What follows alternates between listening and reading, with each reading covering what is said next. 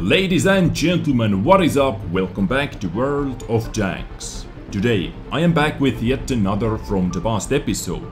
And as we remember in my previous From the Past episode, I asked from you guys, would you like to see that legendary, most broken autoloader TD Waffentrager Auf E-100 in action once again? And of course you wanted to see it. I actually do not even know why I asked this question from you, but today, From the Past episode number 13, already number 13, with Waffentrager Auf E-100, old tier 10 German DD, that in my opinion, as I said, was the most broken autoloader DD in this game. Because it was able to one-clip every single tank in this game. And I decided to show you this replay today for many reasons. You are going to see Waffentrager E-100 at its best when or before Wargaming decided to take one shell away from its magazine, so you are going to see this beast with 6-shot magazine or 6-round magazine. And you are also going to see one of the best battles ever played with this tank, and on the top of that, as you can see from the minimap, or if you are looking around you, this is one of those maps that we do not have in the game anymore, which is called Hidden Village, and already first clip into the D54E1. 3 shots worth of damage done, D57, hello, 522, 558, and final shot 588, guys. So that means our hero today, who is LCarnitine by the way, was able to deal over 3000 damage with his first clip. Over 3000 damage, guys. Sadly, I do not have any damage mods activated because it was really hard to find patch 8.10 like in the first place. Let's not even talk about any mods. And this replay can be a little bit jerky, some FPS jumps here and here because it is from the patch 8.10, guys. And this battle was played on 1st of February 2014. So this battle is over 3 years old. You can see that from the graphics. We have no HD tanks over here, but actually map graphics look kinda the same, which is a little bit sad. But no HD tanks, old gun sounds, old crew sounds, old engine sounds, and from the matchmaking you were able to see that as well. On the enemy side we have IS-8, that is T10 at the moment, and matchmaking is old matchmaking with a lot of tier 10s and some tier 9s, and enemy team has tier 7 scout, we have tier 8 scout, and so on. And boom, D57 dead. First kill is also in the bag, and here is that IS-8 I was talking about. But I tried to get free camera working after this battle, so I can show you this map as well a little bit, maybe just a tiny little tour around this map. Let's see, ooh, Death Star, hello, and I believe Death Star over here is with 275 millimeters of penetration. At the moment I believe it has 235 millimeters of penetration with premium HESH round. I'm talking about HESH round over here. But it used to be amazing. It was able to penetrate the JPZ E-100's lower plate. It was able to penetrate almost every single tank with its HESH round, and it was a little bit too strong. But 235, yeah, you have to be, sometimes you have to be lucky to penetrate something with that. But let's see, Team LCarnitine's team is still losing 3-6. IS-8 was able to damage his gun, but damage or gun has been repaired. No repair kits anymore. We didn't have reusable consumables back in the days, as we all remember. So waiting for his next targets while he's still reloading actually. Soon 6 shots are ready to go into that Foch 155. Boom, 460, epic low roll. Yet another penetration and kill. IS-7. 3 rounds left in the magazine. And this battle, this squad was just crazy good. First bounce and boom, kill. 579 damage done. Enemy Death Star has been destroyed. IS-7. One more shot left in the clip, and it goes in with tracking. 558 damage done. So I do not know how much damage he has done already, but I would guess it is around like 7,000 to 8,000 damage maybe, because it was his third clip already. IS-7, enemy IS-7 should go down. So on this map we had two different places, or actually three different places where people were fighting. Over here where LCarnitine is at the moment, in the middle where that enemy medium tank is, and in the north east side of the map in that village. Usually in that village there were medium tanks and maybe some faster heavy tanks, autoloaders and so on, and middle ground was for light tanks to spot enemy vehicles, or for some poking medium tanks like that T-62A over there in the middle, so he can spot all of our snipers in the base or around our base. He can put a few shots into the village area as well if needed. That middle position was actually one of my favorite positions as well. I had a lot of work to do.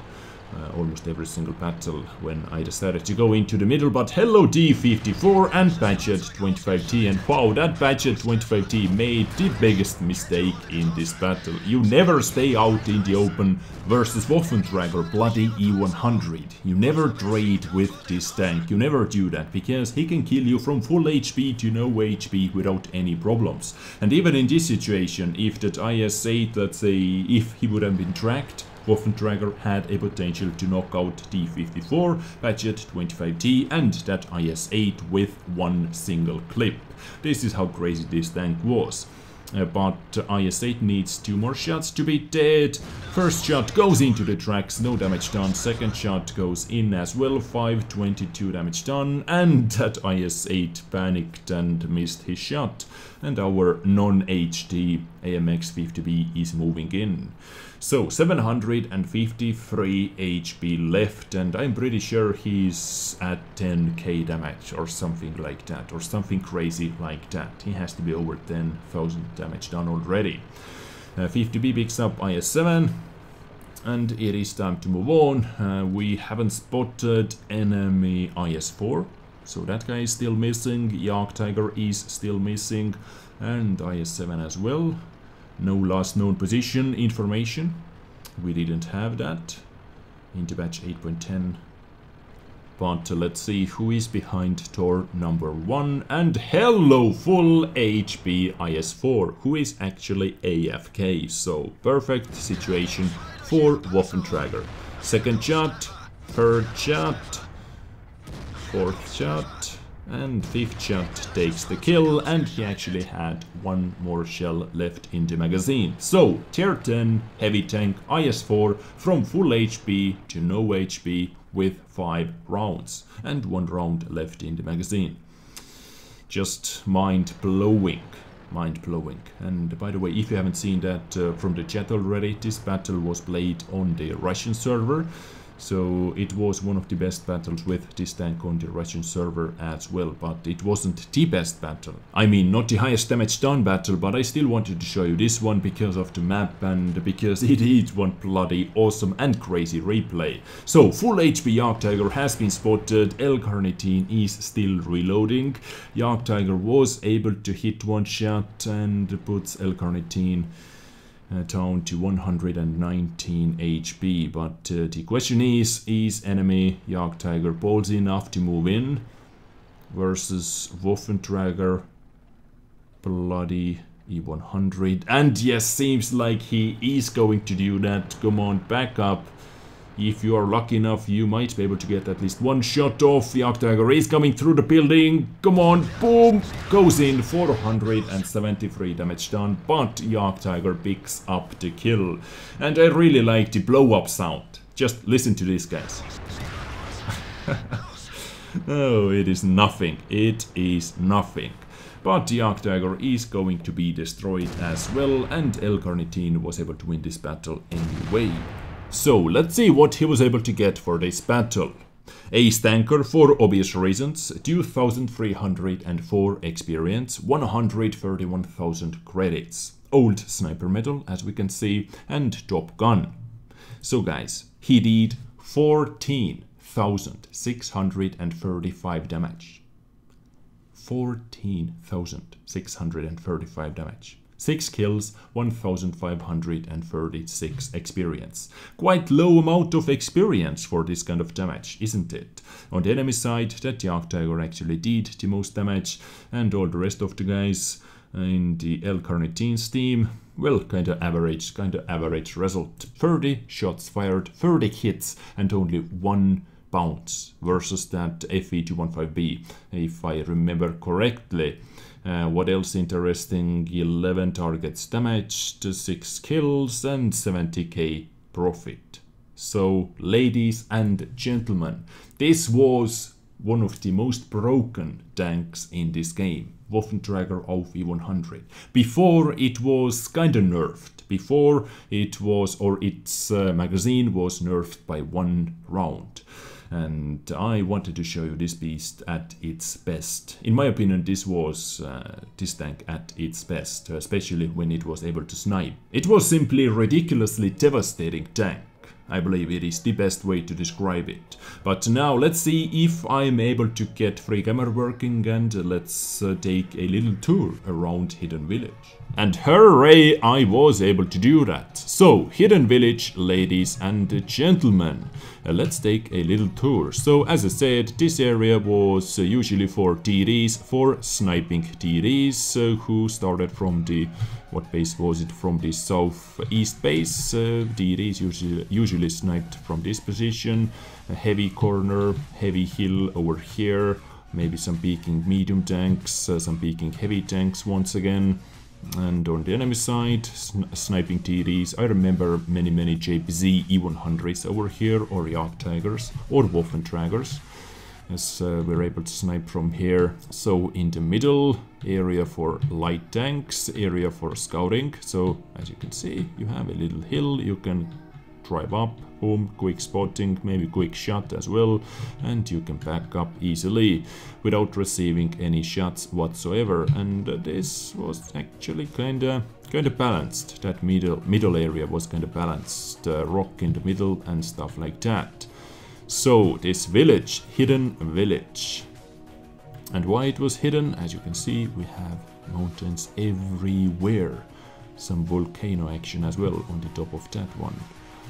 So this place was for medium tanks usually, and if I remember correctly, this map was actually tuned a little bit before they finally decided to take it away. I remember we had one area where we were able to go up here, up over here. I kind of remember something like this on this map. This seems to be a good position for boosting, but we didn't have physics, we didn't have those physics that we have in the game at the moment, so we were not able to boost anywhere. We were not able to climb up the hills. So whichever team was able to win the fight in the village was able to flank all those sniping TDs, but it wasn't the easiest flanking in the world, because those sniping TDs over here, for example, were able to reposition and easy boom shots into all those flankers. But this was just one strategy on this map. Yeah, Hidden Village, ladies and gents, and I believe this is going to be my episode for you today. I have some plans for my future from the past episodes. If you have any tanks that you would like to see that we do not have in the game anymore, or tanks that have been changed, for example, one of my ideas for my future episodes is FE4202, when it was tier 10 medium tank.